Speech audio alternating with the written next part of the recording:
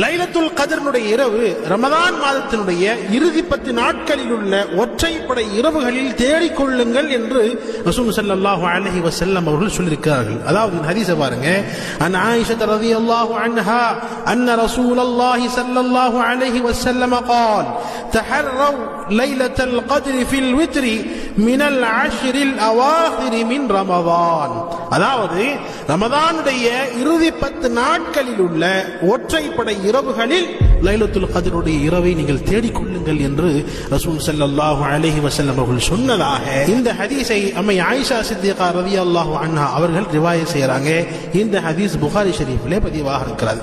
அதாவது இறுதி 10 நாட்களில் உள்ள ஒற்றைப்படை இரவுகள் அப்படின்னு சொன்னா 21வது இரவு, 23வது இரவு, 25வது இரவு, 27வது இரவு, 29வது இரவு.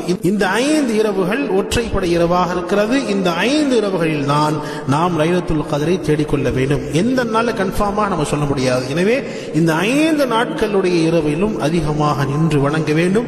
அல்லாஹ்விடத்தில் அதிகமாக துஆக்கள் செய்ய வேண்டும். குர்ஆன்ல பதிவாக இருக்கிறது, லைலத்துல் கத்ரி கைரும் மின் அல்ஃபி ஷஹர். இந்த லைலத்துல் கத்ருடைய ஒரே ஒரு இரவு 1000 மாதங்களை விட சிறந்தது என்பதாக அல்லாஹ் சொல்லியிருக்கிறான். அல்லாஹ் ஜல்ல ஷானஹு தஆலா நம் அனைவருக்கும் புனித லைலத்துல் கத்ருடைய இரவை அடையும் பாக்கியம் தந்து அருள்வானாக.